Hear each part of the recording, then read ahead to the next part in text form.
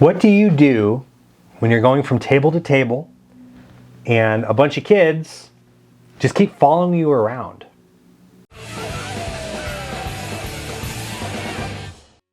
Hello, my friends. Welcome back to another episode of Advice for Magicians, where my job is to make you the best possible entertainers that you can be. Have you ever had a situation happen where you're performing at an event that's mostly for adults, like a walk-around thing, a wedding, reception, or something like this, and a bunch of kids are kind of following you around from table to table, right?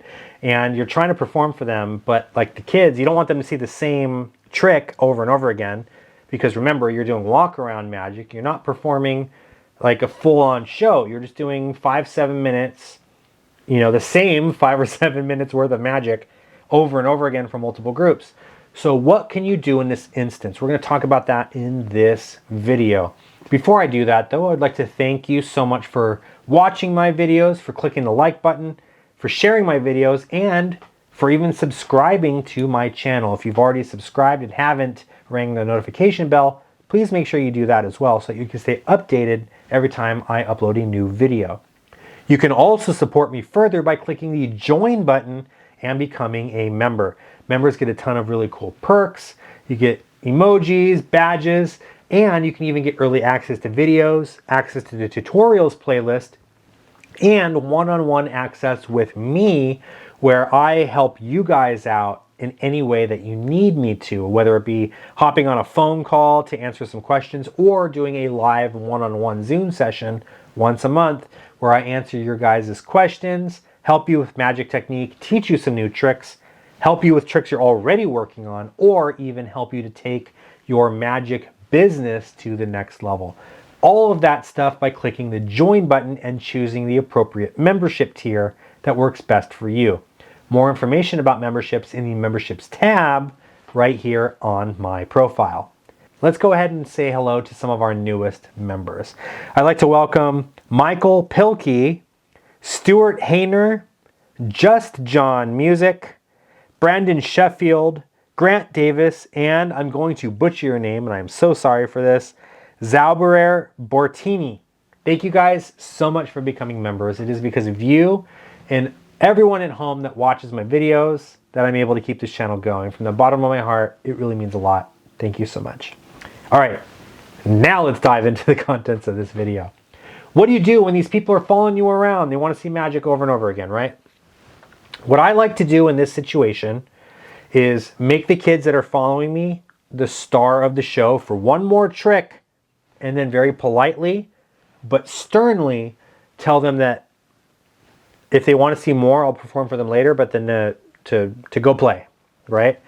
So let's kind of play this scenario out, right? I'm performing magic, and kids that I already performed for are kind of lingering. They're hovering over you, like watching what you're going to do next, right? So what I do in this instance is I do a trick that they have not seen yet for them to kind of be like my assistant, and like, okay, we're going to perform for all of these people now. You're going to help me, right? Blah, blah, blah. You perform for them, and then you tell them, all right, guys, I'm going to be doing some more magic for you, but I want you guys to go play. I'll show you some more tricks in a little bit. Right now I'm going to perform for them, and then I'll do another set for you guys in a little while. Does that sound cool? They'll say yes, and then they leave, right? You have to use what I like to call teacher voice. Teacher voice is not something that comes very easily. It is something that is a practiced skill to have. Some people are born with this naturally, but others, there's a fine line between being assertive and commanding the children to do what you want them to do, and being overly, I don't want to say rude isn't the right word, but like just, being, you don't want them to walk away going, damn, the magician's mean. Like, right? You don't want that to happen. So there's a sort of middle ground where you have to establish yourself as a authority figure to them, because a lot of times children are used to listening to their teachers, right? What I like to do sometimes is go to schools and perform an after-school program where I teach magic to children to kind of, like a sort of daycare after-school kind of thing. There's like Rubik's Cube and like chess, different clubs and things like this. And Magic Club is one of the ones that I like to teach. And one thing that I learned early on is if I come in as like the buddy magician guy that's so much fun and cool and we're gonna have a good time, right? The children don't really take you seriously. Communication breaks down, they don't listen to you, and they go off and they just kind of do their own thing while you're trying to teach, right? But if I come in as Mr. O, the magic class teacher, who is going to teach them some fun magic tricks, but you know, this is going to be business. You know, I'm a teacher, I'm an authority figure. When you come in like that, it's interesting because the children listen. There's a certain dynamic, a certain trust, a certain respect aspect that you establish right from the start, and then the children are going to follow that, right? So what I like to do in this case is while I'm performing for them, you build that rapport with them, right? And then I tell them, all right, guys, go off and go play. If you want to see some more magic, I'll do some more later for you. And then I'm going with the adults. If those kids are lingering, now, like I said, you're going to perform one last little trick for them and then ask them to go play and say, all right, guys, I'll do more for you later. Thank you, guys. All right, bye. Go play with your friends. High fives all around and give them high fives and stuff.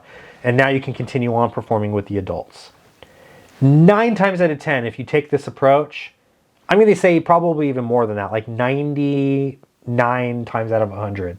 If you take this approach, the kids are going to respect you. They're going to go play as long as you follow through on your promise and you do one more magic trick for them before you leave, right? The kids will go play. They'll be happy.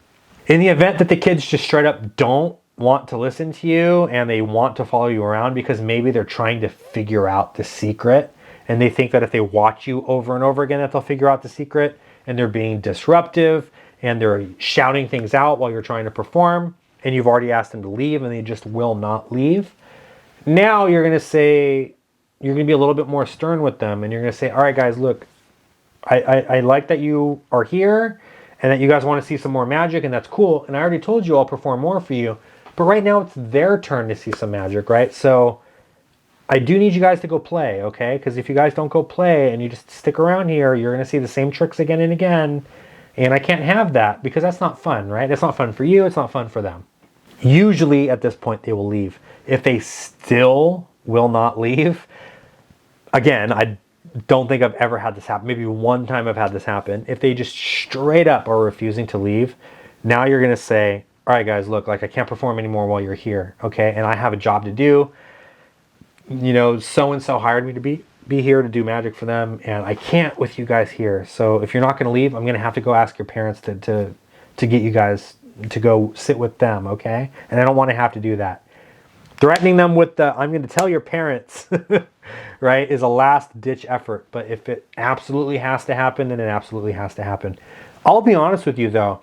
If from the get-go, after you're done performing from the kids group, if you just tell them, oh, I'll do some more magic for you guys later, just make sure you go play, I'll come find you and I'll do more magic for them, usually that's enough to dispel them from coming and following you around. If you do get a couple of stragglers that want to see more, 9 times out of 10, it's because they love magic and they want to see more. Every once in a while, it's because they want to figure you out. But either way, do one more for them. Repeat the same thing again. Go and play, and I'll do more magic for you guys later. 9 times out of 10, like I said, that's going to be enough to have them leave. You shouldn't have to threaten them with getting them in trouble with their parents to get them to go off and go play with their friends, right? So I hope that this video was helpful for you guys. I'm curious to know on your end, what is it that you guys would do if you were put in this situation? Have you been put in this situation? How did you handle it? Let me know in the comment section below.